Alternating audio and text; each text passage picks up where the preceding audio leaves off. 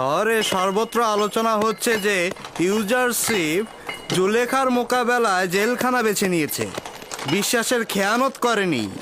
বলেছিল যে তার মালিকের প্রতি আনুগত্য প্রকাশ না করার কারণেই জেলে এসেছে, কিন্তু ফরমান কি সেটা তো বলেনি।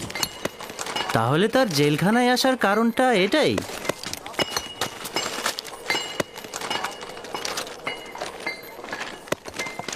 এই জোয়ানকে যতই দেখছি ততই মুগ্ধ হচ্ছি।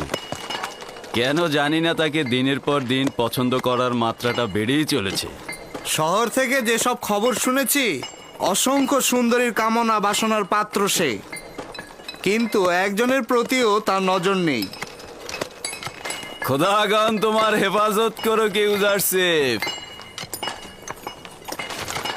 শুক্রিয়া জানাচ্ছি। যেসব খোদার নিজেদেরই হেফাজত দরকার, সে অন্যদের কি করে হেফাজত করবে?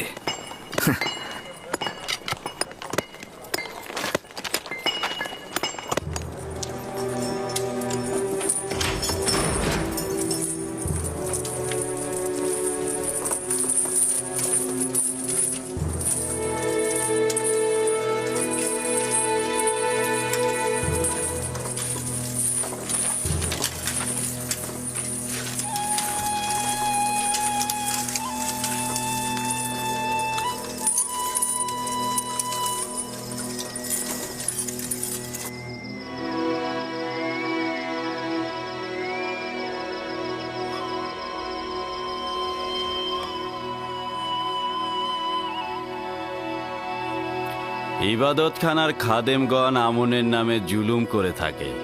কাউকে কখনো দেখিনি এর প্রতিরোধ করতে। আমনও তাদের কার্যাবলী সম্পর্কে অবগত নন। কে জানে না যে খাদেমগণ তাদের ভোগের জন্য নারী ও যুবতীদের জোরপূর্বক ধরে ধরে ইবাদতখানায় নিয়ে যান। আমনের তো সহধর্মিনীর দরকার নেই। বুঝলাম।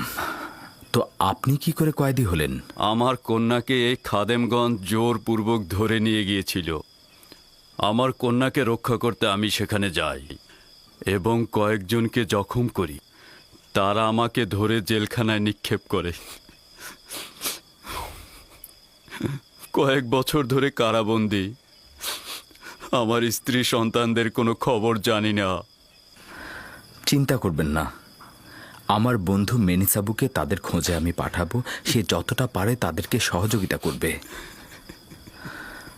জীবনের তিক্ততা ও তীব্র যাতনাকে মিষ্টি মধুর হাদিয়া মনে করুন, আর ওটা দ্বারাই নিজের অস্তিত্বকে আলোকিত করুন, পরিষ্কার ও জ্যোতির্ময় করে তুলুন।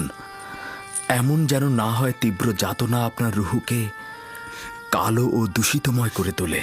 আর এমনও যেন কখনো না হয় যে দুনিয়ার কষ্টগুলো আপনার দৃষ্টিকে কবরের ন্যায় সংকীর্ণ ও অন্ধকারাচ্ছন্ন করে ফেলে। এমনও তো আছে যে অনেকেই জেলখানার বাইরে, কিন্তু তাদের ভেতরের অস্থিরতা ও পেরেশানির কারণে তারা দুনিয়াকে জেলখানার চাইতেও খারাপ ভাবেন। জেলখানার থেকে খালাসের আশা মিষ্টতায় ভরা, আর মুক্ত অবস্থা থেকে খালাস হওয়ার বাসনা তিক্ততায় ভরা। বাইরের দুনিয়ার আশাগুলো এমনই, আশার পেছনে যত ছুটবে তত তোমাদের থেকে তা পালিয়ে যাবে। আর যদি দৌড়ে ছুঁড়ে ফেলো, দেখবে তোমাদের দিকে ছুটে আসবে। তীব্র রোদে মাথা ভর্তি চুল নিয়ে হেঁটো না, তা গলে যাবে এবং একসময় তা ঝরে যাবে। মাটির দেহ মাটিতেই মিশে যাবে, কিন্তু তোমাদের লক্ষ্য যদি অটুট থাকে তবে একসময় সেখানে পৌঁছবেই। সুষম বসন্তকেও একসময় হেমন্ত এসে নিস্তেজ করে দেয়।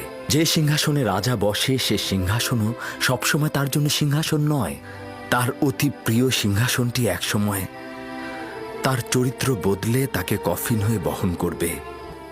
তাহলে কি এটা বলা যায় না যে এই সংকীর্ণতা ও অন্ধকারে তোমাদের আনন্দময় ও আলোকিত মানুষ করে তুলতে পারে, যদি তোমরা তোমাদের ভুলটা বুঝতে পারো?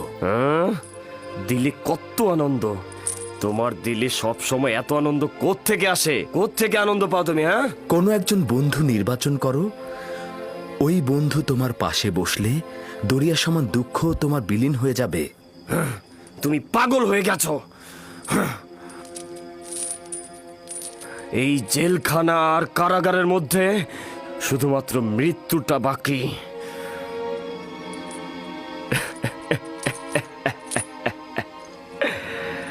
না মরেও মরার মতো সব।